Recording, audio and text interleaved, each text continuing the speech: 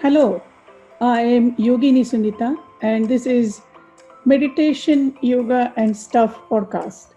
I believe my dharma or my life's purpose is to share my understanding of meditation, yoga, and Ayurveda, holistic healing science of India. I make these amazing wisdoms accessible and adaptable for present times. So let's start.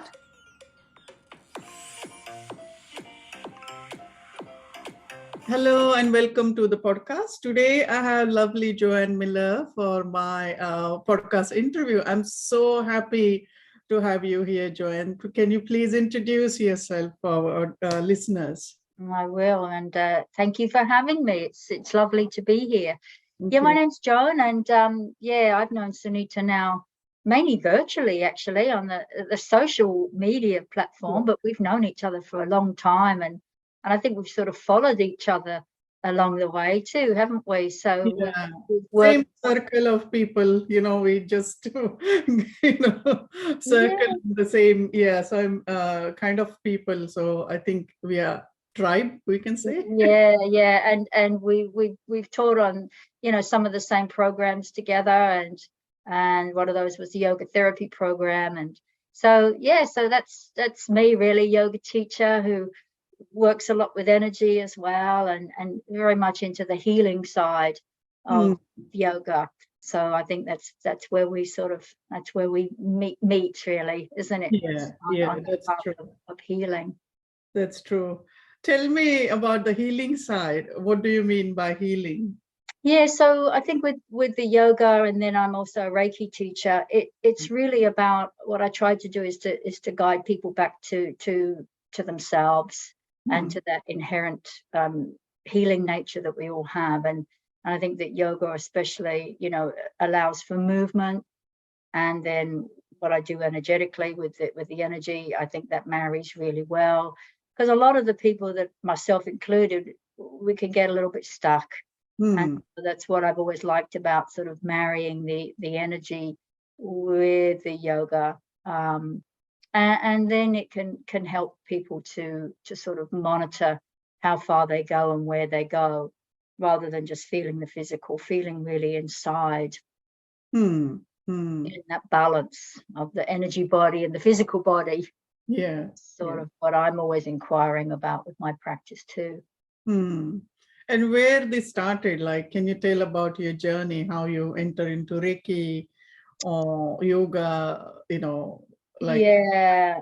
Look, I've been reluctant with both, actually. When I first started yoga, I was a hairdresser, hmm.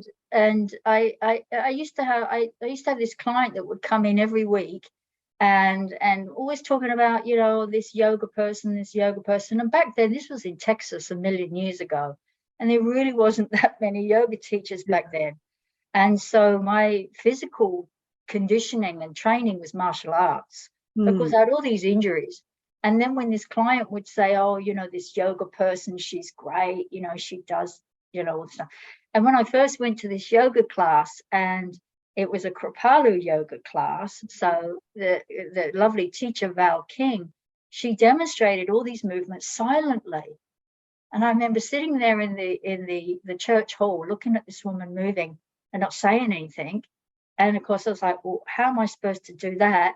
And then at the end of the class, she chanted 3 ohms, and I really thought I was in like a mad zone. Hmm. So there it is, because that's exactly how I like to practice, is silent movement and chanting and all this. So there was something that happened in that very first yoga class, and when I think back to it, it was really in shavasana. Hmm. And when I think back to lying in shavasana, really becoming present with everything, Hmm. myself, the outer world, the inner world. And I remember I was in so much pain in shavasana because of all these injuries that I'd been masking with activity. Hmm. So I think when I first started yoga, I thought, I don't know if I really like this, but I think I really need this. And what else is happening? And then I started really becoming aware. The more I was doing yoga, Hmm. I started becoming aware of how I was really that sort of empathic nature. Hmm. and really picking up people's, really busy hairdresser, really all these people telling me all their problems. And then in the end, at the end of the day, not only was I physically drained, but I was energetically drained as well. So I think that's when the doors started opening. Yeah. And then my teacher, Val King, said I should start learning, how to teach, because back then it was like an apprenticeship, as I'm sure you know. Yeah. Going to the ashrams and such like. And then my husband started the Reiki a little bit later on. And that's when I reluctantly went down the path of Reiki as well, but merely because of hairdressing, because I was taking on everybody's stuff. And then when I started learning how to teach yoga, I was also taking on people's stuff. And it was kind of helpful in a way, because I could really empathize with them. Yeah. But I just didn't, I needed to learn how to be a little bit more sort of sattvic. Just, doing good, but staying balanced. Yeah. Not going down. Yeah. That sometimes the boundaries is important, to have that, to protect, in a sense, like our energetic field. I experience the same as well. I'm also very empathetic. So even before entering the class, I used to feel people's pain in my body. And I was like, what's happening? Like, why my, say, left shoulder is hurting so much? And after I did class on releasing shoulder, clients used to tell me afterwards, like, oh my God, how did you know? And then I start realizing, okay, clicking 2 points, so it's very, and you said very correctly, the Shavasana is the magic, that's when the whole magic happens. I mean, and back in the day, classes used to be, hour and a half, 2 hours. Yeah. Because then you get your 20-minute Shavasana. And I still, I find that practice alone is so amazing. That's what got me into yoga, really. Yeah. Was the Shavasana. And then it was difficult for me at times because of the pain in my body. And probably, like you're saying, I'd go to a class with a class plan, pick up on this, pick up on that, and then of course class plan went out the window, because I would teach what had, who was presenting themselves. But that's when I started working a little bit more somatically, and then that's why I did some training with somatics, because I would find that there was a certain period of time in my career where people were really, maybe they still do it, I don't teach general classes now, but they really push their bodies too much. Yeah. And so that's when I found that if I started teaching with a more somatic approach, and starting to get people to not avoid what was there, but to understand why that pain was there, and to try and work with practices that would help them make peace with that and release that and blah, blah, blah. Because that sort of pushing drive kept me going for all those years with martial arts. Yeah. And it's a bit of a wake-up call when you realize that you can't do that anymore. Yeah. Or, your body's going, wait a minute, you've done that long enough now. Got to have a different approach. Yeah. I truly believe that these things we do, these habits, they serve till some point, but then the time comes that we have to let it go. And our body tells us very clearly, that we don't need this anymore.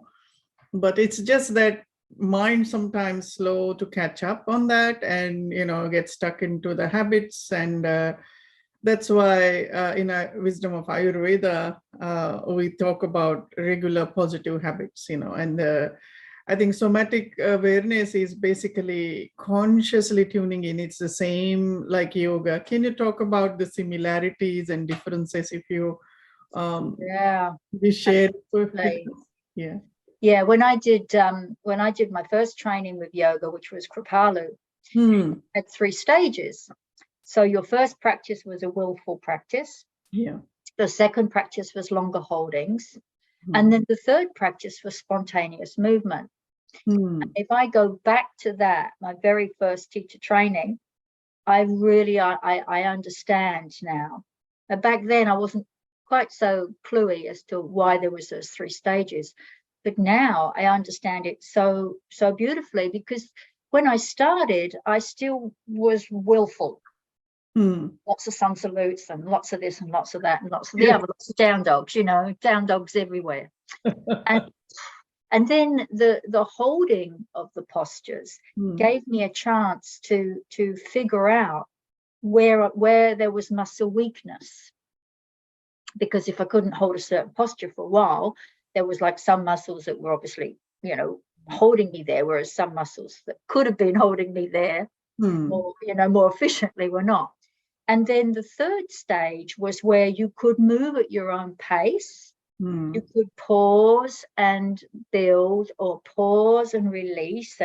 And it was really such a beautiful sadhana. It was like you listened, and you had guidance, of course, because you had the knowledge from the teachers of the postures, but you still had that inner Atman that could then mold your practice to meet you exactly where you were in that moment. And I think that's what can be, it can be missing in some practices, because the mind says you can do, and the body's going, wait a minute, I really can't. And I think that's where the meeting of the mind and the body is still really important for some people to learn. Maybe this has been true for you. When I've got an injury, my body is in charge. There's no mucking around now. It's just no mucking around. And it's unfortunate, because I've had quite a lot of injuries. Just life, luckily, not too many yoga classes, just life. But then I have to navigate my practice around that teacher. That injury is my guru. They're in charge. They tell me what to do. I listen. And so that's where I think if people have the true understanding of what yoga is, they get it. That's true. Very true. I think you're learning, the way you learned is like you learn the technical aspect of the asana and really, went with that. And then holding also has a different effect on the system. So that, and then on top of that, from there, I think when we learn the basics with that much of detail, the foundation is very strong. Once you know the rules, then you can break them. I think that's what, my understanding, my own practice is the same. Like I learned the technicality. One of my teacher, Mr. Iyengar, very technical, very, earth kind of like practices, very strong and stable. But then you have to also learn with that, like next layer is, breath and consciously tuning in and then flowing with you. That's the way, I think that's a beautiful way to learn these practices. I've never been to Kripalu. I lived in US for many years. I lived in Dallas, Texas for a few years. Nice. Never met. We never met, or we did, we don't know. Wow, that's amazing. So but I never did Kripalu. I think now maybe if I get chance, I'll go and do it, So I go often to US. Last year, a couple of years ago, before pandemic, I went to Dr. Laj's, my Ayurveda guru's workshops and things like that. I do that, and I'm thinking of doing it sometime soon, maybe next year or something like that. And I truly believe that learning from these divine beings is really amazing. And so with your personal practice now, can I ask, is it possible for you to share what you do, your daily practice nowadays? So with I've, even though I have a huge respect for pranayama, I have huge respect for meditation, I'm not very good at either. So generally what I try to do is I give myself Reiki every morning, and that is a way for me to meditate. And then I'll do some very simple breathing exercises just to bring me present. And then I'll do sort of 10, 15, 20 minutes of that sitting before I do anything. Then I'll get on my mat and I'll lay on my mat, and normally with my knees bent, feet to the floor, something like that.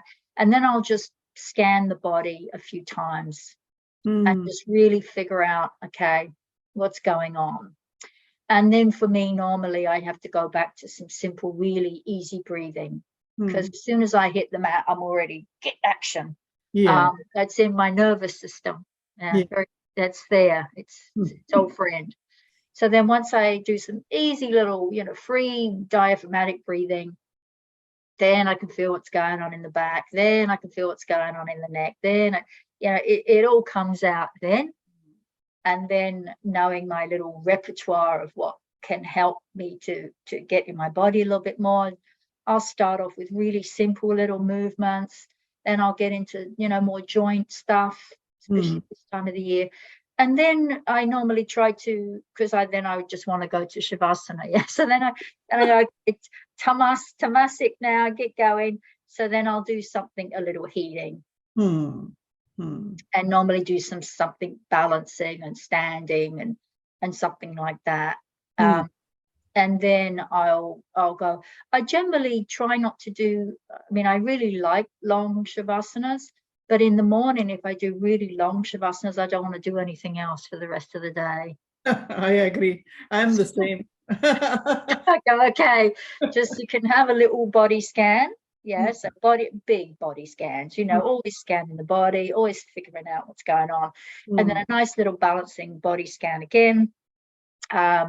And then I'll get up and do whatever. I love the idea of Abhyanga. I'm better at sometimes than others, but normally if something has occurred, then I'll also go in and do some self massage of some sort.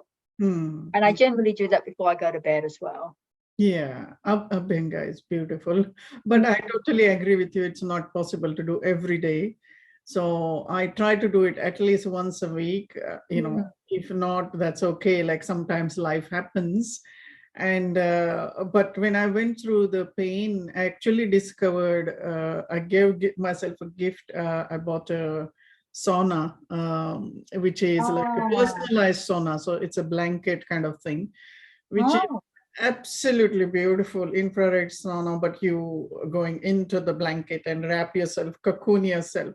That really is beautiful. I love the sound of that. You have to send me information on that. I will. It's just divine. It's like I thought when I was buying it, oh my God, it's very expensive or something like that back of my head. I'm like, no, this is okay. I deserve this. And when I bought it, it was really something, I think, very cozy and something.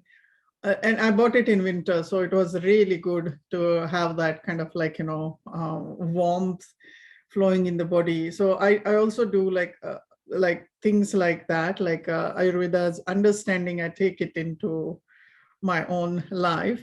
And so Abhyanga can take time. I totally understand that. So daily, I don't think so. But I'll tell you what I do is I have a glass bottle in my bathroom, and I add oil in that, and I just rub that with some essential oil on the body. I start hot shower, then stop it, and then rub it. So it's not full Abhyanga, but still the oils get absorbed, and it feels very nice. It may not take that much time, but only problem with that is we have to clean the bathroom afterwards. Yes, otherwise it gets slippery. Slippery, yes. Yes. So, yeah. So these practices, I love your practices. I think you said that you don't do pranayama or asana, but I think you are doing the heart of it. That's the important. Like there is. It's for me, yoga is a way of living, and you have really embodied that beautifully. It is your self-inquiry is there, your breath awareness is there, your conscious movements are there. That is yoga for me. So I think Yeah. you are amazing. And I know that because I heard from so many students. So we are, as we know that we're in same circle. So I heard from so many students that they really love your teaching style. It's very gentle and it's very accessible, that's because it comes from your experience. And would you like to talk with us about what are your offerings? What can our listeners can learn from, where they can learn from you? How can they find you? Yeah, with the whole pandemic thing, and I moved and this, that, and the other. I'm coming back to Sydney. Oh, yes. So I'll be back in Sydney, which is, it's sort of like, yeah, it's going to feel like home. It Yeah. really, it is home. So once I get back in Sydney, I'm actually really looking forward to orchestrating some more in-person stuff, because the Mm. only class I've got at the moment is I do some Zoom classes, Yeah. so that, some people can reach out to me if they want to do the Zoom classes. But I really miss that human element to Yeah. teaching, because that's how I teach best, Mm. is and that's why I really like to work, of course, one-on-one with Mm. students for a couple of sessions, and then those students can go into different classes, even if it's not with me. That I have a huge range of colleagues, which I love to send people to the right classes. If I can't offer them, I know someone who can. And I think that it's really about personalizing a practice. And Mm. you can do some stuff online, but yeah, I'll be looking forward to coming back to Sydney. So if any of your listeners want to reach out to me to find out what's going on in the future, I'd be more than happy to have a chat with them. So yeah, I'm looking forward to doing some more classes. Mm. Just like Nicola at Adore Yoga, I've always liked small classes. Mm. Me I, too. yeah, I don't like the huge big classes. And yeah, what I've really found about the somatics, and some of this somatic stuff comes from, my main yoga teacher really is Donna Farhi. Mm. Then from her, I studied with Judith Lassiter and also Bonnie Banbridge Cohen, Mm. and all this sort of somatic awareness. For me, I found that now that I've embodied it, it's easier to share it. Mm. Some of the anything that we do, really, I feel, is when we have really lived it, it's just easier to share. Yeah. Yeah. And that's why a lot of people that I work with, do normally have some different injuries, Mm. do have things that that it's time to meet it. Mm. But there is a lot of surrender there. So yeah, so what I'm offering is very gentle, Mm. very personalized, Mm. and yeah, that's it really.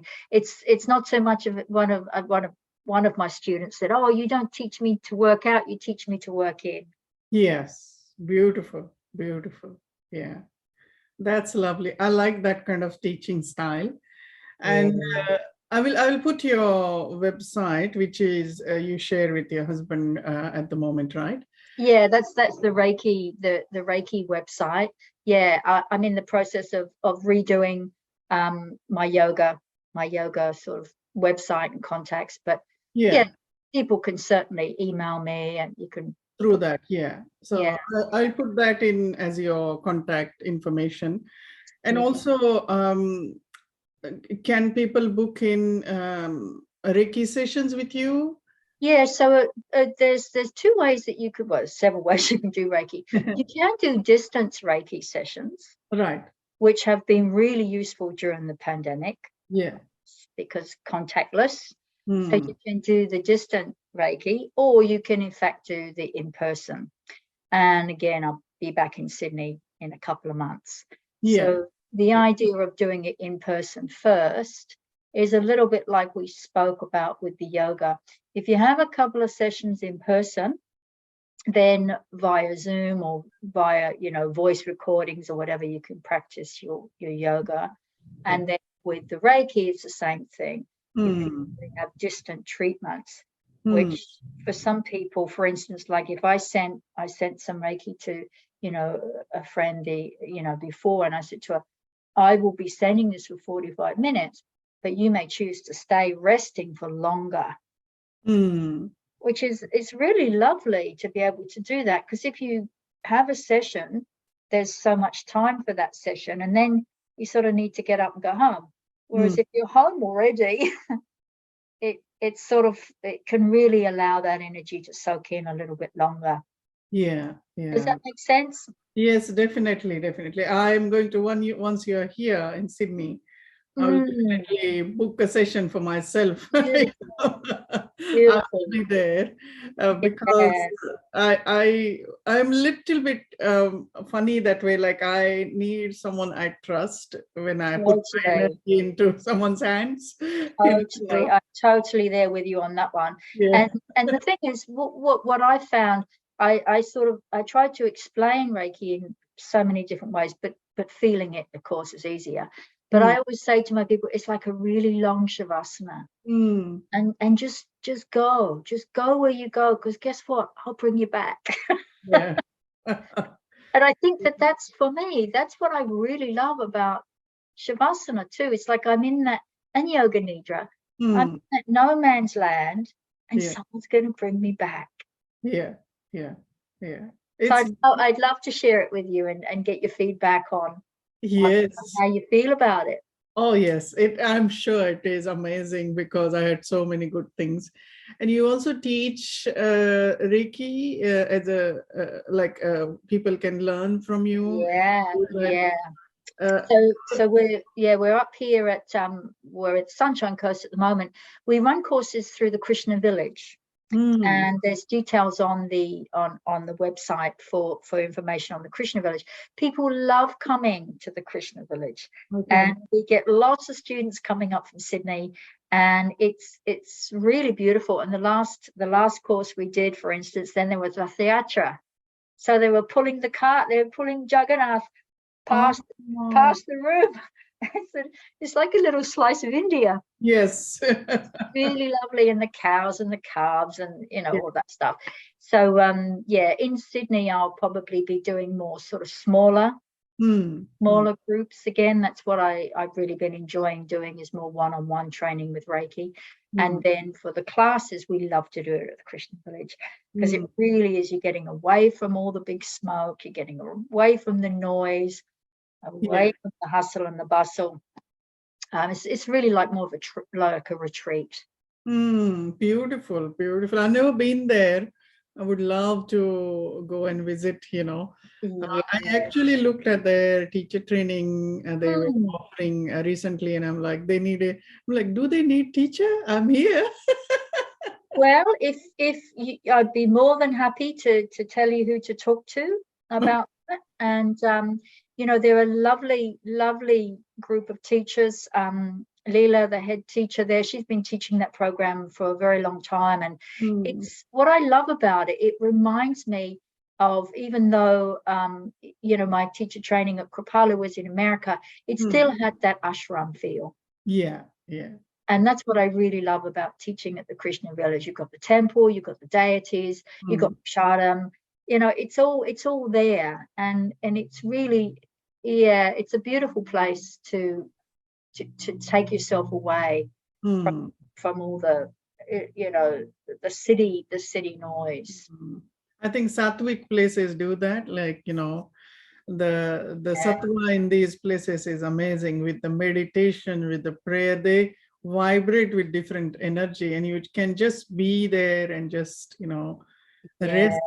It's just amazing how magic these places can create. So, and the cows. And the cows, yes. The cows that live to be very old, and the calves and the bullocks. They've got a bullock there, and he's a cross between a Brazilian and he's huge. His name's Shanti, and he's absolutely humongous.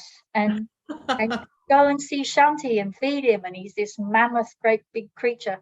So, and even the bullocks, they're just so gentle. And I think that getting back to those kinds of roots of yoga, that is so important to get back to that simpler way. I agree. I totally agree. For me, that is yoga, that, Mm. connecting with the nature, connecting with the cows or animals, I should say, that we as a human being sometimes think we are great, and because we're human, but when we connect with the animals and we can sense the atma, it just so Totally. beautiful. My daughter has a dog, and it's very cute little dog. And when I look at her eyes, you can see Yeah. so much love. Like, and these animals give you so much, that kind of like sattvic Mm. nature. It's beautiful, and that's what I think. For me, yoga is basically sattvic way, bringing sattvic way in life, and so sattvic way is basically this purity in life, and so what is sattva for you? What is sattvic way for you? Yeah, I mean, I have my little dog, and his name's Hmm. Harry Dev, and I love little Harry Dev, and he's got these beautiful little brown eyes, and they look like tiger eye, the clear Oh. the quartz, the tiger eye. And when I look at him, yeah, I see this eternal soul, Hmm. Hmm. and I see this being that Hmm. is so easily pleased. Yes. And I go, oh, I would so love to be so easily pleased, um, because I feel that that's my balance, Hmm. is to try to not get so caught up Hmm. in the activity of the mind that's insatiable. Hmm. Hmm. And so if I can draw it back to being simple, Hmm. so I think of being simple, and that's the way that I try to keep it back to being simple, whether Yeah. that's my food choices, whether that's what I entertain myself on Netflix. It's like, oh, simple. Um, Yeah. and so that's the balance, is being simple, Yeah. having enough of everything, not too much, not too little. Hmm. And I think that's the same with all of my practices, really, as to be gentle and be simple. And that's been a hard lesson for me, but it seems to be the best way to pacify my vata tendency. Just keep Hmm. it simple.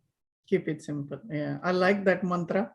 Keep it simple in everything. And I think we human being can make life very complicated. So simple pleasures, simplicity in life. And that's, I think, going back to true yoga, Yeah, and I just love to watch, like, when I go out and see the cows and the calves, they're just chewing really slowly, you know, just chewing really slowly, and enjoying every morsel. And if it's too hot, they find shade, and if it's too shady, they find warmth. And Hmm. it's just that's simple. Yeah, yeah, What do you need in this moment? exactly. Very beautifully said. I really love your simplicity mantra. I like it, and I think that's the way to go. So, thank you for sharing your wisdom with us. If you want to share anything else, like anything, your offerings and things like that, please let us know. Is there any course? You're offering something now, right? At the moment? So at the moment, we have some Reiki courses at the Krishna Village, Yeah. and we have another one in 2 weeks. We have another level one in 2 weeks. I have some students coming up from Sydney, which is lovely. We're not too far from Byron in Mm, Lamar, so some people like to go to Byron and hang out there, and then come to the farm, and then maybe come up to the Sunshine Coast, get some sun. mm, Um, so yes, I've got some Reiki courses coming up, mm, and yeah, as soon as I get back to Sydney, I'll be able to offer a little bit more. And I yeah. have some lovely students who've been doing some somatics with me, on Zoom. So Mm, I'm sure we'll be putting together some different offerings, some different workshops and things like that. I can't wait to get back to Sydney. actually, and I'm so thrilled that you're there too now, Yeah. because it's So once I land back in Sydney, I'll be able to orchestrate some more things. Now that the pandemic is wherever it's at, Yeah. we're getting a little bit more comfortable being back in Sangha, in community, and I know for myself that I've really missed that. Yeah, me too. I miss people. During the pandemic, it was difficult to. Zoom was fantastic, internet was fantastic connecting through that, but still it's not the same. And I do miss that. I still offer everything online because of my Ross River situation, that virus literally toppled my health. So my immune system is very delicate at the moment. But I will be offering face-to-face maybe in few months. I have not yet decided when. So everything is via online at the moment. But I do miss human contact, and communication. It's different energy, even though I learn now how to do that through online. Yes. And it's interesting teaching online. We have to rethink everything now. Oh, totally. It's different. Totally. And I've got into like the voice recordings and even some other video recordings, and I'm learning so much about how that actually translates. Yeah. And I really like working more with the voice recordings because I like the fact that the students don't have to look at me. Yeah. I like that. So I think it's beautiful to have both. Yeah. And I think that the online component is, like I was saying about with the distance Reiki, it's really, everything has its benefits. I think that this is another way that we can convey that with our teachings, is life. Everything has its benefits. Yeah. Yeah. Yeah. You don't have to do black and white. There's lots of shades in there. I totally agree. But I mean, I started teaching, even thinking about this before pandemic. So I was already doing some online thing, and then doing Nicola's Adore Yoga's yoga therapy course. I was doing that, some part of that online. And then pandemic hit. But in that way, I look back and I see that somewhere the divine has prepared me. So I knew how to do Zoom. I knew how to use all these, whatever you need for online. And I was able to train my clients to use Zoom because a lot of my clients were not even aware. So I gave a Zoom training class for clients initially. And it really works, like how sometimes we don't know the bigger picture. So whatever we go through in our life, we kind of like, there is always a lesson. And when we calm down a bit, we look back and we say, oh, this was the lesson. It's amazing how life can be life is guru, I think, so. Totally. Yeah. And the more I can surrender to that and float down the river, it's not been an easy path. I've normally swam against that. But the more as I mature, I go, there's always a reason. And you have the divine is in charge. You just got to show up. Yeah. Be present, be guided, and go where your service is needed. Beautiful. Thank you so much for being here. Really, really appreciate you being here, giving us your time. And I'll put your website information, contact information in our show notes, as it's called, so that people can connect with you through your website and email and things like that. Beautiful. Thank you so much. Thank you for being here. Thank you so much. And I look forward to connecting in person very soon. Yes, definitely. Thank you. Thank you. Bye for now. Thank you for tuning in. I really appreciate that you're taking this time out of your day. Don't forget to subscribe. Take care. Bye for now.